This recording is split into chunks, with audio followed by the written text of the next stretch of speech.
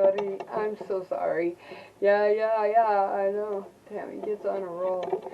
So, pull up to the kitchen table, sit on the couch, get your favorite recliner, grab your coffee or beverage of choice.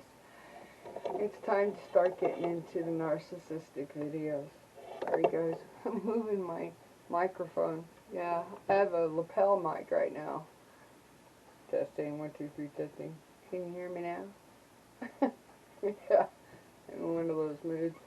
Anyway, sorry I'm late. You know, I'm never usually late.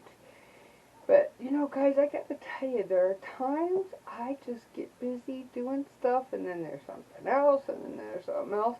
You know, I don't know if I've ever mentioned to anybody, but I am actually attention deficit hyper.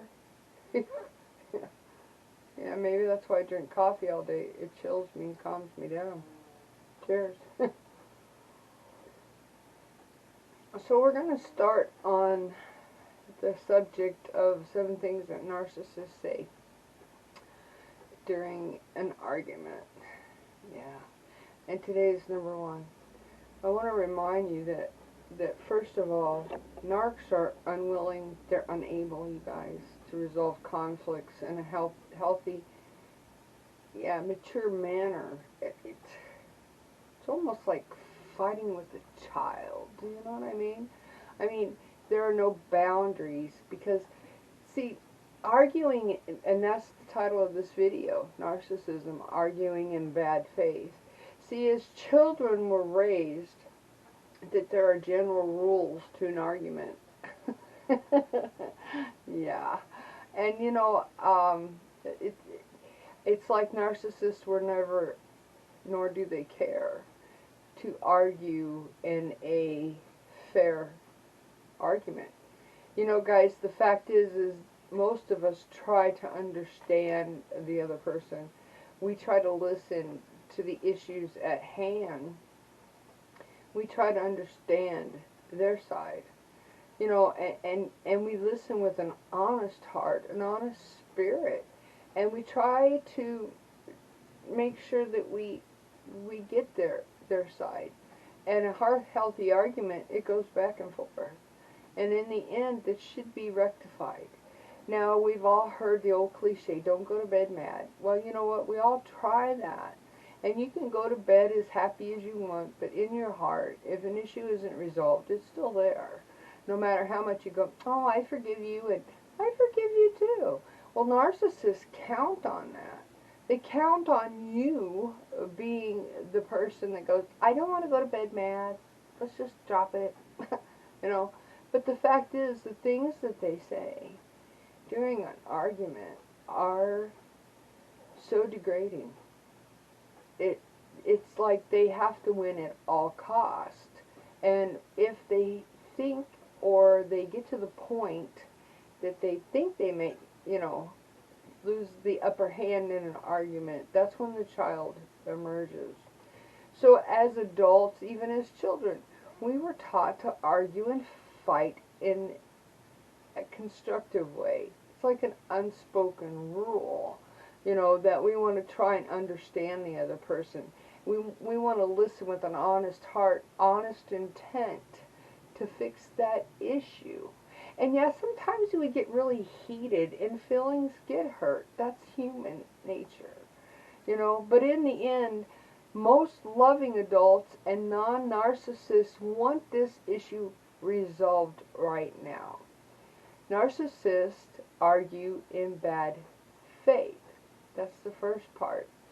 So, as we look at the first thing I said, that narcissists are unwilling and unable to resolve any conflicts in any manner. They're all about winning.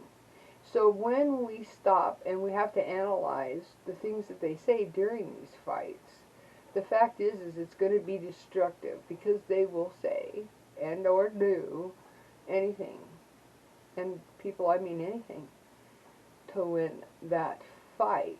Because in the end, healthy adults, and even ones that aren't so healthy, you know, we want to resolve the issues because we love that person. They don't love you. They don't love them. So, and the person that you think you're arguing with, the person that you think has cared about you all this time, he doesn't care. That's not the person you met that was so understanding that you could sit across the table and talk about anything. Now, all of a sudden, you're fighting with a rattlesnake. And if you get close enough, you're going to get bit. I'm just saying. So we, as adults, we want to resolve the issues, the conflicts that arise in our relationship. Because most of us, humans, adults, we don't want to get into a relationship that can't work. And I think that a lot of people, even when they fall in love, their heart says, oh, we're going to make this work, because you believe that that other person is in it 110%, just like you're in it. Well, I'm going to tell you what. You are going to always, always, always lose the fight. And in the end, you are the one who's going to change and try to make sure that it never happens again, because the fights get really ugly. And you guys, it's not an argument in passing. It's an argument that will go on for days until they have won the fight. And you know what? All you want to do is fix the relationship. See, they don't care about your issue. They don't care about you.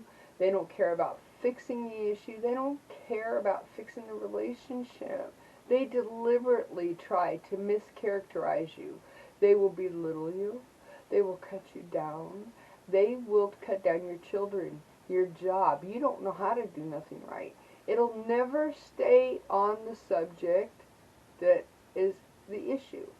So let's see, he leaves his socks out on the floor. And all you say to him simply in the morning as you're rushing to get your children out the door and make sure the house looks decent when you get home, that you can start dinner, is, honey, can you pick up your socks? The fight starts. It is going to continue and continue until you give in and you pick up his socks, because that's just how narcissists are. They deliberately try to make you look like the bad person, and trust me, they're going to go tell all their friends what an idiot you are, that you started this huge blow up over a pair of socks. Yeah. You know, guys, and I say this every time, it's very hard for me to talk about these things, but the fact is they're going to mischaracterize you to the point of absurdity. And I'm not talking to just you. I'm not talking about just the issue. I'm talking about to their flying monkeys, their friends, and their potential future mates. Because as we talked before about harems, we know that besides you, there's somebody else. Sorry, guys. Yeah, that's a motion detector. But there's somebody beside you they're grooming already. Because they never step into a relationship, no matter what they say, looking for it to last forever. The bottom line is they're looking to replace you the minute they got you. It's all about the hunt, per se. So when we understand that they're going to mischaracterize us, that they're going to go off on any tangent that they can, and that they don't argue in good faith, we have to understand that a lot of things come along with that. You know, they're dishonest, they're deceptive, and they're morally corrupt. I told you guys what I think about narcissists, didn't I?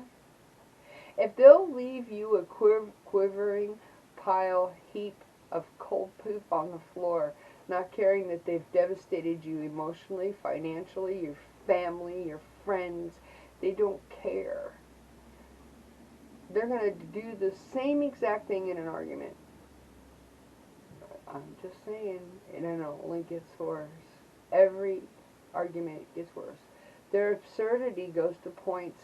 If they're looking for a reason to get out and maybe court that new supply, I had my narc tell me one time I talked too much. Well, I hadn't seen him in a few days. I was excited to see him, and I'm a chatty Cathy. And you know what? The fight was over. You talk too much. You guys, I was flabbergasted. And after the fight and he slammed his way out, I sat there on my couch thinking, no, I'm not a chatty Cathy. Why wouldn't he just say, honey, I'm trying to hear the TV, or honey, I'm online right now, or, why attack me over me talking to him? It wasn't like I was talking to a friend on the phone. It wasn't like I was texting on my phone. I was talking directly to him. We had just finished dinner. I had just finished the dishes because they very seldom do anything around your house. Just saying. So when we get down to it, they are dishonest, deceptive, they're morally corrupt. And in an argument, they're going to accuse you of being those exact things. They're going to accuse you of being morally corrupt. They're going to accuse you of being dishonest and deceptive, about always wanting your way, about you always picking a fight, about you're so lazy you can't pick up those socks on your way out the door, they're right in front of you. I mean, like I said, it's absurd. In the beginning of this, I said that their argument tactics are absurd. And they'll venture off on any and every other subject that they can, or argument from the past, to get off the subject at hand. So like I told you in one of my videos, that one time took a 2-hour argument, and at the end, after everything that had happened in the past, I just looked at him and said, could you shut the light off when you leave? That was the point at hand. So when we realize that we're arguing with a child who's pretty much pulling a tantrum, and they are being deceptive, I think narcissists are deceptive, period. I think from the love bombing to the discard to the flying monkeys to the hoovering, I think that they don't know any other way. Deception, that's the best word I could pick for them, you guys.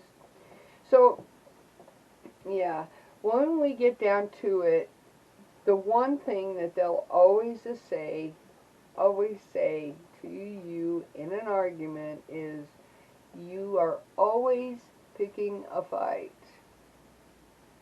And I don't think please shut off the light, or please pick up your socks is a fight. It's not even worthy of a fight. Either yes or no, and that's it, They will accuse you, like I said, sorry guys, they will pull every negative thing out of every fight you've ever had. So they're going to accuse, their main line is, you always accuse me, or you're jealous. And you could be jealous over their friends, you could be jealous over their shoes, you could be jealous over their parents, you could be jealous over their car, you could be jealous over other people in their life. They don't care. They will accuse you in any and every way that you are jealous. And the next thing that they accuse you of is being mentally messed up. Because in their world, people like you don't argue that way. Because you do not fight and argue in bad faith. Guys, I don't know. This subject is so deep for me. I study for hours, and I try to make points that I want to get across.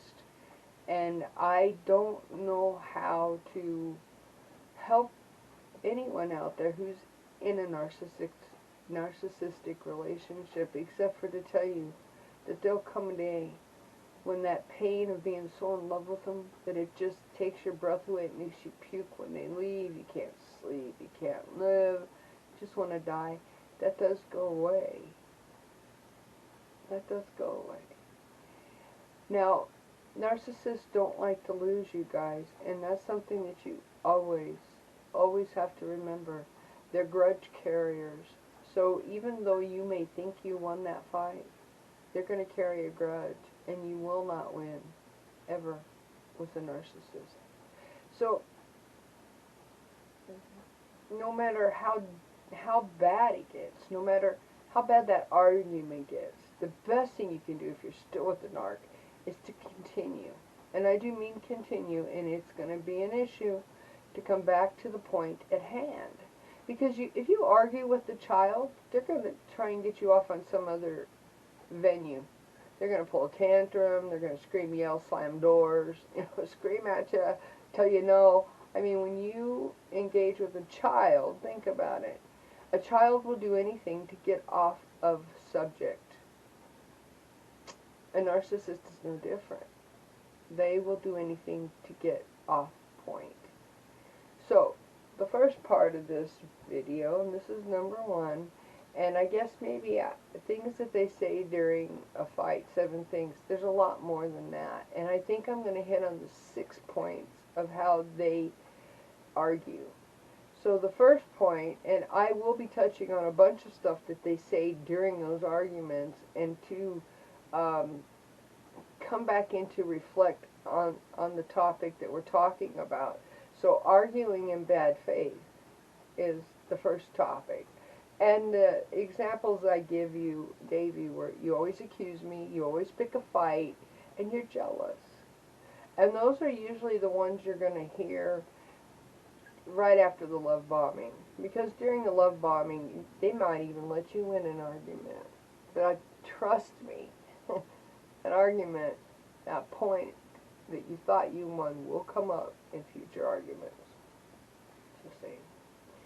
You know, you guys, I had made a statement in my last video about soul bonding. And somebody else called it something else. I don't care what you call it. When you connect your soul with somebody else, especially when they're poison, when they're a viper, when they're a snake, you have to know that you're going to get hurt. You, in the end, are going to get poisoned. And the first, and I'm going to remind everybody out there, the first sign that you're not a narc, because they will accuse you of being a narc, trust me. The first thing, when they accuse you and you start thinking, oh my God, maybe they're right, maybe I am a narcissist, that's a point that you have to stick to, because that right there in itself proves that you're not a narcissist. Because narcissists will not admit they are narcissists, ever. And you know, in the beginning when you're dating them, you're going to hear how perfect their childhood was, their family life, or they might try to make you feel sorry for them and tell you this or that. But the fact is, I don't know a narc that's had a really good childhood. I'm just saying. I don't know a narc that has done anything but use people. I don't care if they're not working and you're working full time and taking care of children. They won't do anything. They won't lift a hand. They'll appear to lift a hand, but they don't. They'll do a sloppy job. You know, they'll make it so nasty that you just go, I got it. You know, maybe you're tired of pulling dirty dishes out of the cupboard, or your silverware's got dry, nasty food, or your dish rags stink. They'll make it to where you stop asking them to do it. Again, life in bad faith. They argue in bad faith. Just saying. So, yeah. So as I get ready to end this video, next week we'll have another topic, and we'll have more examples of what a narcissist says during an argument. You guys have to understand, and you have to realize that you will know right away that your first argument, maybe your second, that you're arguing with a narcissist, because they do not want to resolve the issues. You're disposable to them. I know that sucks. I know that hurts. But the fact is, you're a commodity. Oh, wrong word. Yeah. Commodity? Maybe. That might be the right word. To them, they don't care. There's somebody already on the line that's going to replace you. So while you're there giving everything that you've got, it's still madly in love. Right down to your sex life will start to suffer. Mark my words. You mark my words. Things that you used to love about you will pretty soon be a part of your arguments. And I think that's the vicious part. I think, truthfully, you guys, arguments is the way that they break us down. Yeah. You start analyzing yourself. You start thinking to yourself. And as much as you want to think back on other relationships, it doesn't matter. It doesn't matter. To you, you have no value. You're a throwaway. That's what my grandmother used to call things that use them until they break and you throw them away because you can't fix them. To them, you're a throwaway. Although you'll always belong to them, should they desire to have you back for a day or two, week, month, year, they'll never stay because they're never going to be happy with just you. They never were in the beginning. You were a trophy, you got your trophy, and now you don't matter for anything. So if you can maybe see some of the stuff that I talk about in these videos ahead of time, maybe you can give your little heart a warning. Hey, maybe it's time to step back and reevaluate. You know, guys, I've always had a personal rule. Yeah, I have. That I had to know somebody for 6 months before I would even consider dating them. And that was going out as friends, that was picnics as friends, getting together with other friends, getting to know families. But I had to know somebody for 6 months. And I have to tell you that the only, and I had that there, I had that going on when my narc came back in my life. And the only reason he came back in without the 6 months is because I had already had a child with him back in the 80s. So when we think about it, when we know about it, if we try to stick to those rules, that friendship first, and then relationship, because you know, the fact is that today's society moves so fast in relationships, and I'm sorry, but in sex, and even in sex, you know, we get intimate, we get close, you know, microwave relationships are bam, bam, bam, bam, and that goes right from them meeting them, to the sleeping with them, to them moving in, or you moving in. So we need to step back and start getting to know the people that we're going to allow into our world. And you know, guys, I told you one time, there was a time that maybe I was looking too hard for narcissistic traits, but nobody, it's proven, nobody can hide the true them for more than 6 months. So at the end of 6 months, you're going to know who they really are. You're going to know if they fight and argue in bad faith. You're going to know. Guard your heart during those 6 months, and in your mind and in your soul, know that during those 6 months, they're nothing more than a friend. And even narcissists are not worthy of friendship. Just saying. Anyway, I hope you guys have a great week. I'll see you next week. Remember to love yourself. Because if you don't love you, and nobody's going to love you, I don't even have to explain it anymore. Self-worth, self-sustaining, love. If you don't have that, they're going to make sure that you really don't have it when they're done with you. Just saying. So remember to love yourself. Remember to love others. And remember to pay it forward. Whether it's from your pocket, your hand, or your heart.